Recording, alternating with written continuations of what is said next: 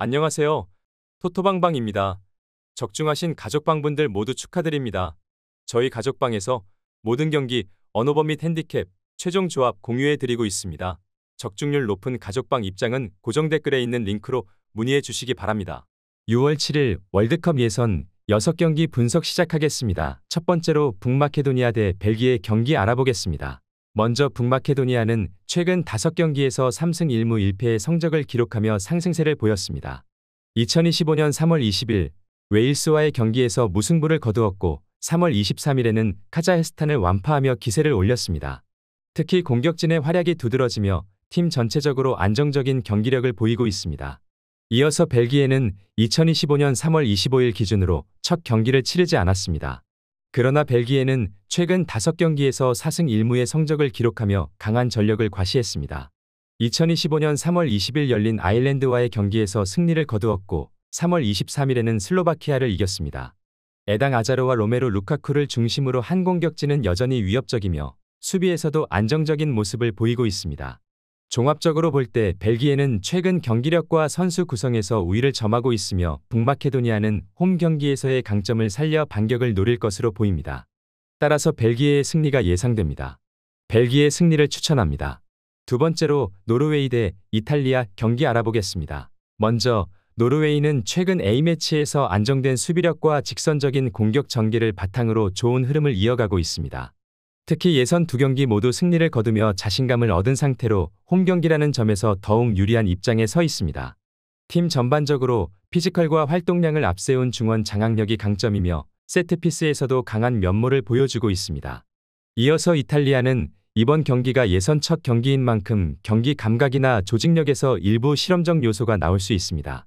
다만 UEFA 네이션스리그와 유로 예선 등 유럽 무대에서 꾸준히 높은 성적을 올려온 전통 강호답게 전반적인 전력은 여전히 탄탄합니다. 특히 후방에서의 빌드업과 전방 압박은 여전히 유럽 상위권 수준이며 노련한 경기 운영 능력은 여전히 팀의 강점으로 평가됩니다.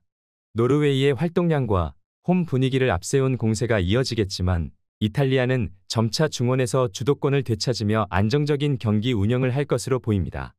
다만 득점력 면에서는 양팀 모두 확실한 차이를 만들어내기는 어려울 것으로 예상되어 무승부 가능성도 배제할 수 없습니다. 무승부를 추천합니다.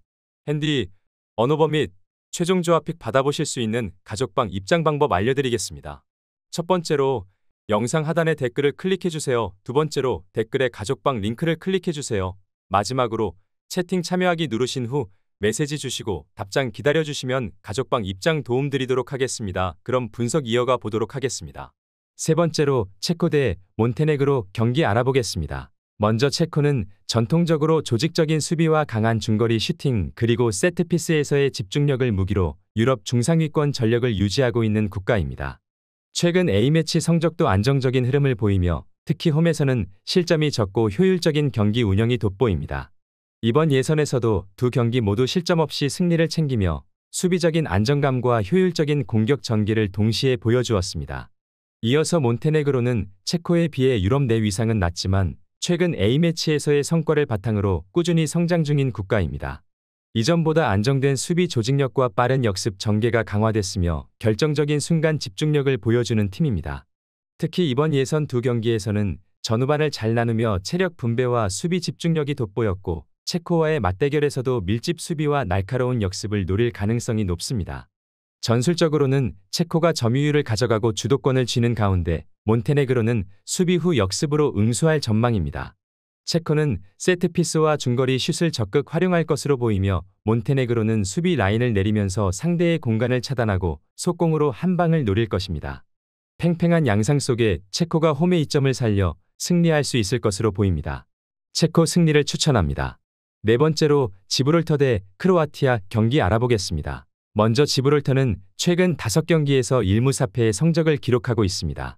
2025년 3월 22일 열린 몬테네그로와의 경기에서는 패배하였고 3월 25일에는 체코와의 경기에서 수비 불안을 드러냈습니다. 공격진의 득점력 부족과 수비 조직력의 문제로 어려움을 겪고 있습니다. 이어서 크로아티아는 최근 5경기에서 3승 1무 1패의 성적을 보였습니다.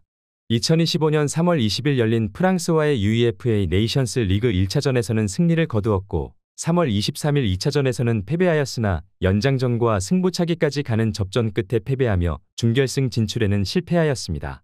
공격진에서는 안테 부디미르와 이반 페리시치가 활약하고 있으며 수비에서도 안정적인 모습을 보이고 있습니다.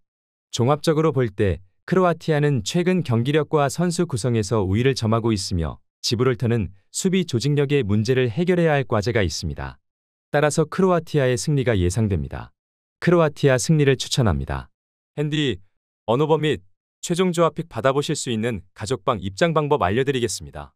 첫 번째로 영상 하단의 댓글을 클릭해주세요. 두 번째로 댓글에 가족방 링크를 클릭해주세요.